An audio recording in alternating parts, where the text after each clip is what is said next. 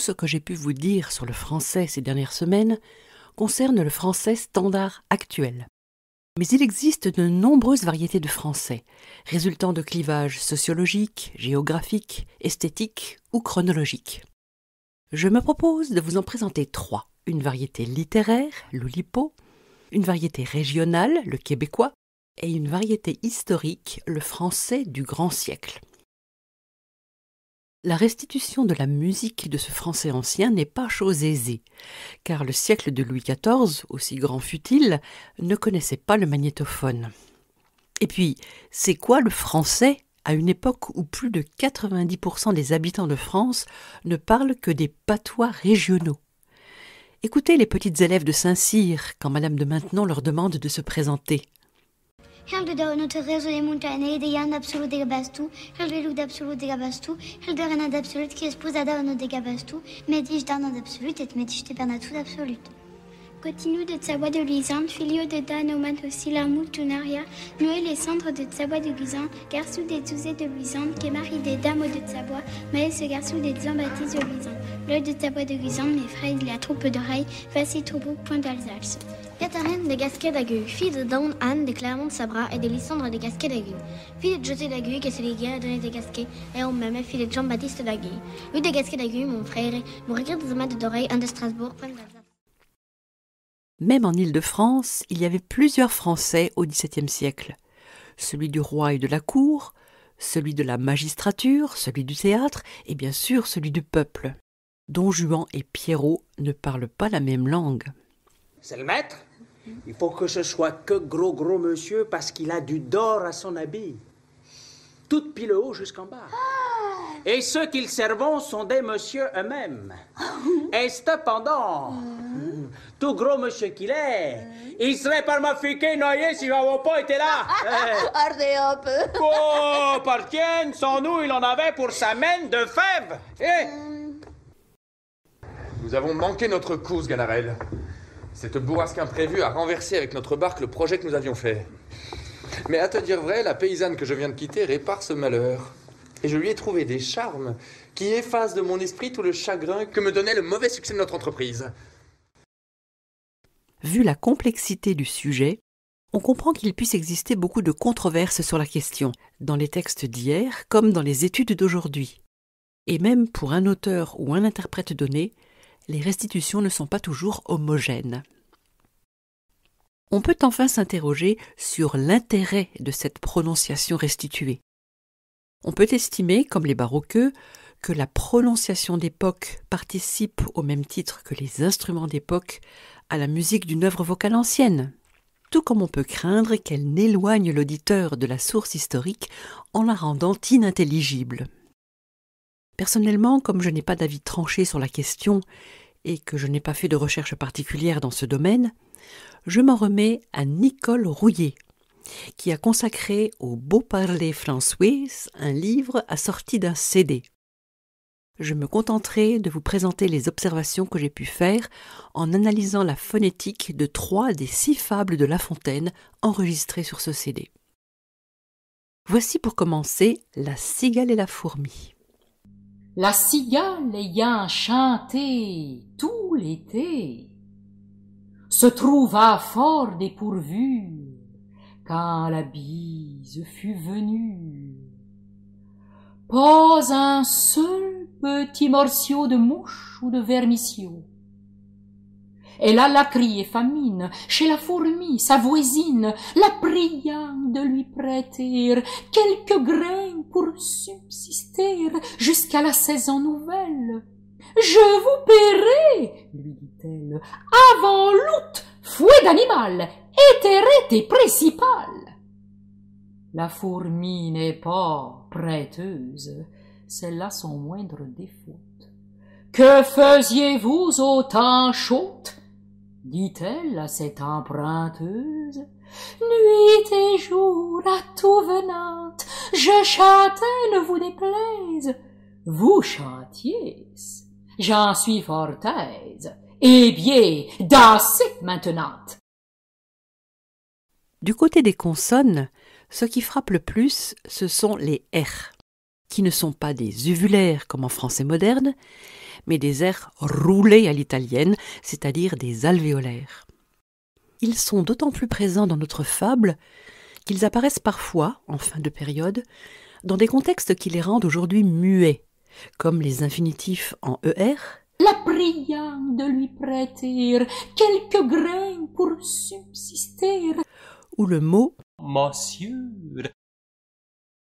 Ce réveil de muette concerne aussi d'autres consonnes, curieusement toutes des alvéolaires.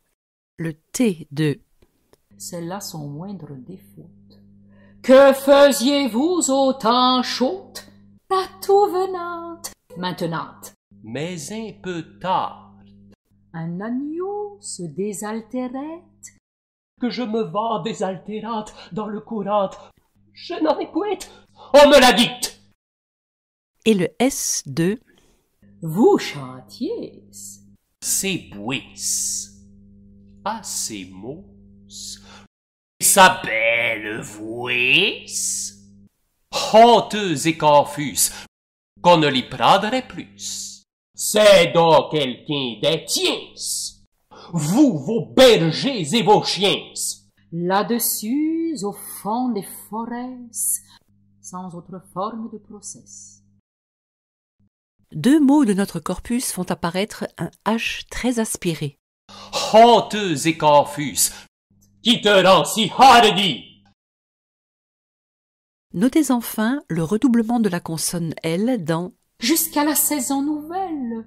Je vous paierai, lui dit-elle. Maître renard par l'odeur alléchée. Qui vise surtout à bien raccourcir la voyelle précédente. Mais au théâtre, on aime, paraît-il, gronder les consonnes, j'adore ce verbe, pour affirmer l'expression et pour s'assurer qu'on les entendra bien jusqu'au dernier rang de la salle. Du côté des voyelles, commençons par les monophtongues. Quand le A est long, il n'est pas antérieur, A, mais postérieur, O.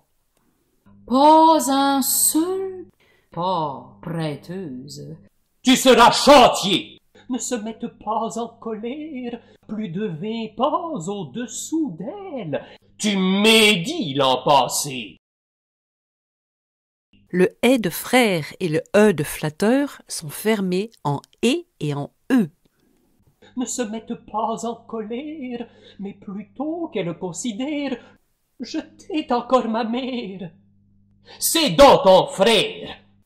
Vous ne m'épargnez guère. Pas un seul. Par l'odeur alléchée, tout flatteur. Qui du coup peut rimer avec monsieur. La raison du plus fort est toujours la meilleure. Nous l'allons montrer tout à l'heure. Une des caractéristiques musicales les plus intéressantes du français du grand siècle est sa pratique des diphtongues, ne fût-ce que parce qu'elle explique certains digrammes du français moderne. Attention à la confusion possible et très fréquente dans les ouvrages qui traitent de ce sujet entre diphtongue et digramme. Les deux signes d'un digramme ne représentent qu'un seul son, alors que les deux signes d'une diphtongue désignent bien deux voyelles différentes qui s'enchaînent au sein de la même émission syllabique. Là où aujourd'hui vous dites « chaîne », au temps de Louis XIV, en vers et dans le discours public, on disait « chaîne ». Les diphtongues les plus fréquentes jouent sur l'aperture, c'est-à-dire qu'elles associent un son plus ouvert et un son plus fermé, dans le sens ouvrant ou fermant. Nous avons dans notre corpus deux exemples de diphtongues ouvrantes. Le premier est le célèbre « oué » du roué, qui affectera les noms et pronoms plus longtemps que les verbes à l'imparfait ou au conditionnel. Sa voisine, fouet d'animal. C'est bouis de jouir sa belle voix. Laisse tomber sa prouille. Je ne puis troubler sa boisson de moi, si ce n'est toi. Le second exemple de diphtongue ouvrante est le yo de petit morceau de mouche ou de vermisseau. mais curieusement pas de corbeau. Le seul exemple de diphtongue fermante de notre corpus est le ei de « Ne vous déplaise, j'en suis fort aise ». Les phonèmes les plus intrigants du français de Louis XIV sont assurément les voyelles nasales. La plus fréquente est la plus ouverte, qui ne s'articule pas à l'arrière de la bouche, comme notre « an », mais à l'avant, « un ». L'ayant chanté, quand la bise la pria, autant chaude, cette emprunteuse, la tout venante, je chantais, vous chantiez, j'en suis fort aise, eh bien, dansez maintenant.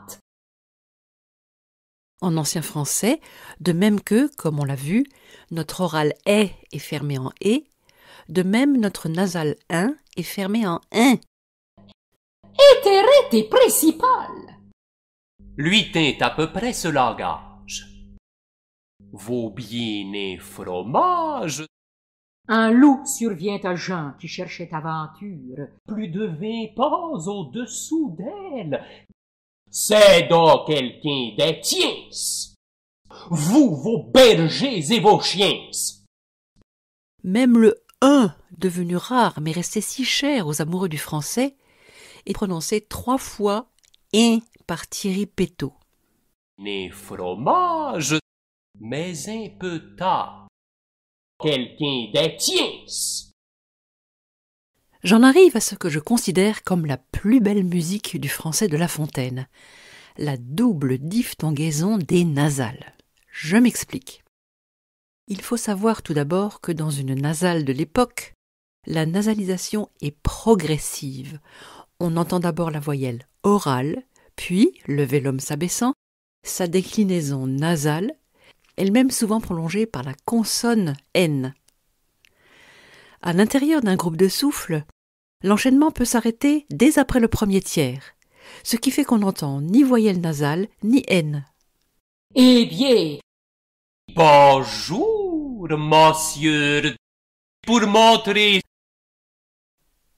Et dans le cas d'une diphtongue fermante, nasale, le voile ne s'abaissant que sur le second timbre, on entend d'abord la voyelle ouverte orale, puis la voyelle fermée nasalisée, et enfin le N.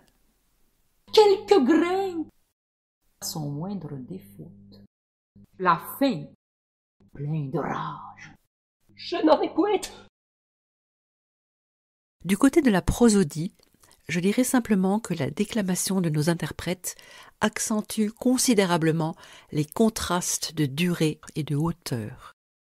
Les syllabes accentuées, en rouge, sont souvent plus de 2 fois plus longues que les inaccentuées, ce qui arrive rarement dans la parole ordinaire. La cigale ayant chanté tout l'été se trouva fort dépourvue quand la bise fut venue. Et entre « je paierai », le sommet d'une continuation majeure, et « lui dit-elle », le niveau d'une parenthèse basse, l'intervalle atteint presque la double octave. « Je vous paierai », lui dit-elle. Après la cigale et la fourmi entendues en introduction, voici en conclusion le corbeau et le renard. Le corbeau et le renard. Maître corbeau, sur un arbre perché, tenait à son bec un fromage. Maître renard, par l'odeur alléchée, lui tint à peu près ce langage. Et bonjour, monsieur du corbeau, que vous êtes joli, que vous me semblez beau. Sans mentir, si votre ramage se rapporte à votre plumage, vous êtes le phénix des hôtes de ces buisses.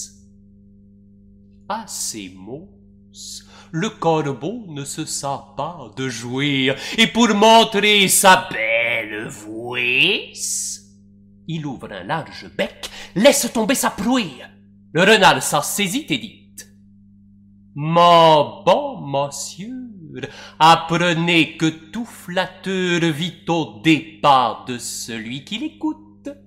Cette leçon vaut bien un fromage, sans doute. Le corbeau, honteux et confus, jura, mais un peu tard, qu'on ne l'y prendrait plus. À bientôt dans la musique des langues, avec le François du Québec.